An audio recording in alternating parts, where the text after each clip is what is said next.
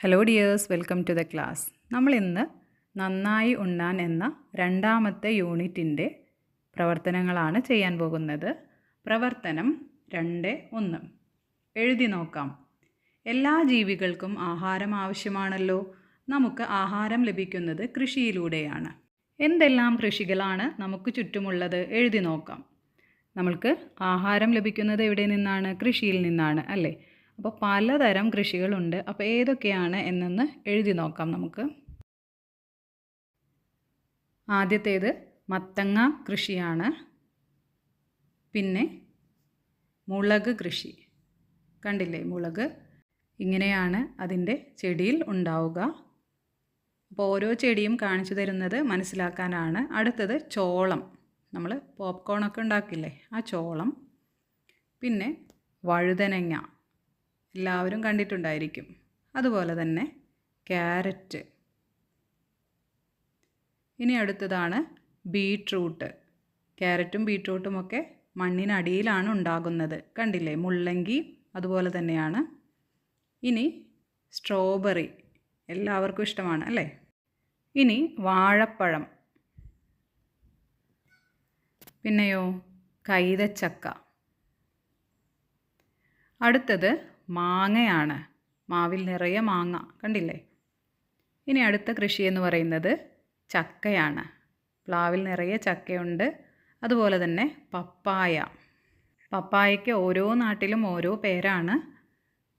അതുപോലെ തന്നെ പേരയ്ക്ക, നിറയെ പേരയ്ക്ക ആ മരത്തിലുണ്ട്. ഇനി സപ്പോട്ട. ഇതാണ് നെല്ലിക്ക.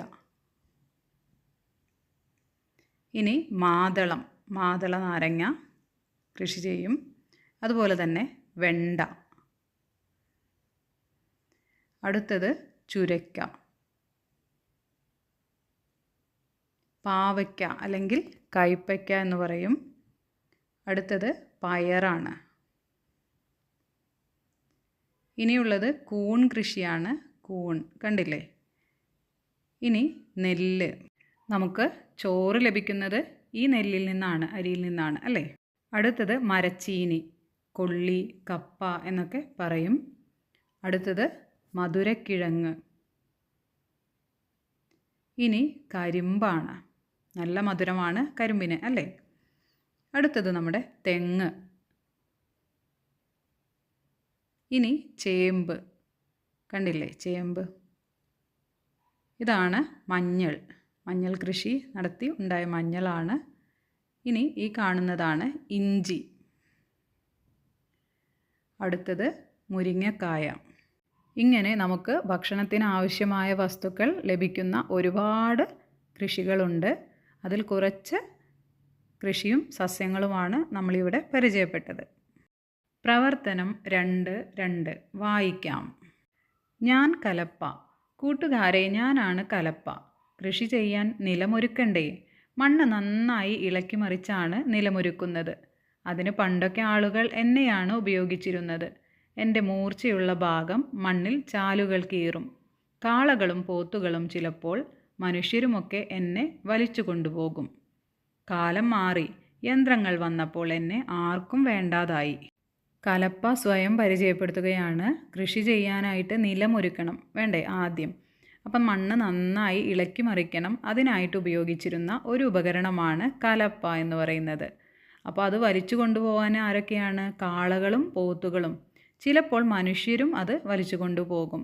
ഇതിൻ്റെ മൂർച്ചയുള്ള ഭാഗം മണ്ണിലിങ്ങനെ വയ്ക്കും. അപ്പോൾ ആ ഭാഗമാണ് മണ്ണിൽ ചാലുകൾ കീറുന്നത്. എന്നാൽ ഇപ്പോൾ കലപ്പകൾ ഉപയോഗിക്കുന്നത് കുറഞ്ഞു. കാരണം യന്ത്രങ്ങളൊക്കെ വന്നു അതിന് പകരമായിട്ട്. പ്രവർത്തനം 2.3 കടങ്കഥ നിർമ്മിക്കാം. തന്നിരിക്കുന്നത് ഒരു തക്കാളിയാണ് അല്ലേ? അതിനെക്കുറിച്ചൊരു കടങ്കഥ പറയൂ. ഞാൻ ചുവന്നു തുടുത്തിട്ടാണ്. എൻ്റെ ഉള്ളിലും ചുവപ്പാണ്. നിങ്ങളെന്നെ കറിയിലിടും. എന്നാൽ ഞാനൊരു പച്ചക്കറിയല്ല, പഴമാണ്. അപ്പോൾ ആരായിരിക്കും? തക്കാളി അല്ലേ? അടുത്തത് കാണിച്ചിരിക്കുന്നത് ഒരു മുളകാണ്. മുളകിനെക്കുറിച്ചൊരു കടങ്കഥ.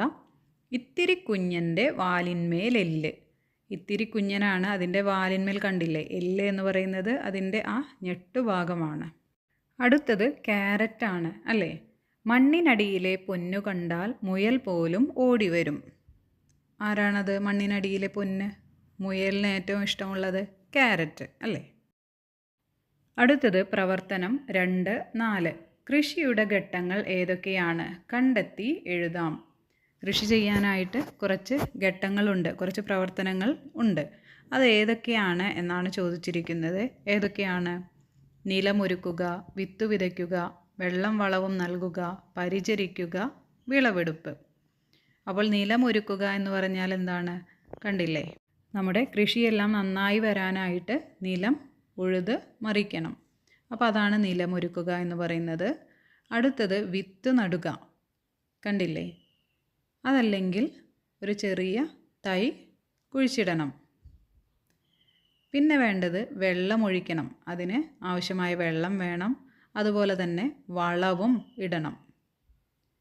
പിന്നെ അത് വളർന്നു വരുമ്പോൾ അതിനെ പരിചരിക്കണം.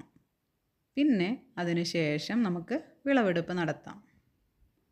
പ്രവർത്തനം 2-5. കൃഷിപ്പണിയല്ലാതെ വേറെ ഏതെല്ലാം തൊഴിലുകൾ നമ്മുടെ നാട്ടിലുണ്ട്? അന്വേഷിച്ചു കണ്ടെത്താം. കൃഷിപ്പണി ഉണ്ട്, അതുകൂടാതെ ഏതെല്ലാം തൊഴിലുകളുണ്ട്? നമുക്ക് ഒരുപാട് ജോലി ചെയ്യുന്നവരെ അറിയാം അല്ലേ? നമ്മുടെ വീട്ടിലും അതുപോലെ തന്നെ നമ്മുടെ ബന്ധത്തിലും നാട്ടിലും എല്ലാം പല ജോലിക്കാരുണ്ട്. നമുക്കൊന്ന് നോക്കിയാലോ? ഡോക്ടർ, അതുപോലെ തന്നെ അധ്യാപകൻ, നമ്മുടെ ടീച്ചർമാർ അല്ലേ? അടുത്തത് ഫയർമാൻ. ഇനി പോലീസ്, പിന്നെ നേഴ്സ്, അതുപോലെ തന്നെ ബാർബർ, നമ്മുടെ തലമുടിയെല്ലാം വെട്ടും. ഇനി വെയിറ്റർ, ഹോട്ടലിലൊക്കെ കണ്ടിട്ടുണ്ടായിരിക്കും അല്ലേ? ഇതാണ് നാവികൻ, കപ്പലിൽ ജോലി ചെയ്യുന്നവരാണ്. അതുപോലെ തന്നെ ചെരുപ്പ് കുത്തി, നമ്മുടെ ചെരുപ്പെല്ലാം കേടായാൽ അത് ശരിയാക്കി തരും. ഇനി അടുത്തതാണ് പത്രപ്രവർത്തകൻ, പെയിൻറ്റർ, കണ്ടില്ലേ? നമ്മുടെ വീടെല്ലാം പെയിൻ്റ് അടിക്കും. അതുപോലെ തന്നെ തയ്യൽക്കാരൻ, നമുക്ക് ആവശ്യമായ തുണികൾ തയ്ച്ചു തരും. ഇനി ആശാരി, മരപ്പണികൾ ചെയ്യുന്നവരാണ്. അടുത്തത് പ്ലംബർ, നമ്മുടെ പൈപ്പെല്ലാം ശരിയാക്കി തരും. എൻജിനീയർ, അടുത്തത് ഫോട്ടോഗ്രാഫർ. ഇനി മെക്കാനിക്, പിന്നെ ഇലക്ട്രീഷ്യൻ. അടുത്തത് കെട്ടിടപ്പണിക്കാരൻ, നമ്മുടെ വീടെല്ലാം ഉണ്ടാക്കും അല്ലേ? ഇനി പൈലറ്റാണ്, പട്ടാളക്കാരൻ. അടുത്തത് കലാകാരന്മാരാണ്. ഇനി വക്കീൽ, അതുപോലെ തന്നെ ബ്യൂട്ടീഷ്യൻ, നമ്മുടെ സൗന്ദര്യം വർദ്ധിപ്പിക്കാനായി ജോലി ചെയ്യുന്നവരാണ്. ഇങ്ങനെ ഒരുപാട് ജോലികൾ ചെയ്യുന്നവർ നമ്മുടെ ഇടയിലുണ്ട്. അതിൽ കുറച്ചു പേരെയാണ് നമ്മളിപ്പോൾ പരിചയപ്പെട്ടത്. പ്രവർത്തനം 2-6. നന്നായി ഉണ്ണാൻ എന്ന കഥയിൽ നിങ്ങൾക്ക് ഇഷ്ടപ്പെട്ട ഭാഗം വരച്ചു നോക്കാം. നന്നായി ഉണ്ണാൻ എന്ന കഥയിലെ ഏതു ഭാഗവും നിങ്ങൾക്ക് വരച്ചു നോക്കാം. എനിക്കിഷ്ടപ്പെട്ട ഭാഗമാണ് ഇതിൽ കൊടുത്തിരിക്കുന്നത്. ഓക്കെ ഡിയേഴ്സ്, അപ്പോൾ എല്ലാവരും പ്രവർത്തനങ്ങളെല്ലാം ചെയ്തു നോക്കണം. നമുക്ക് മറ്റൊരു ക്ലാസ്സിൽ കാണാം. താങ്ക്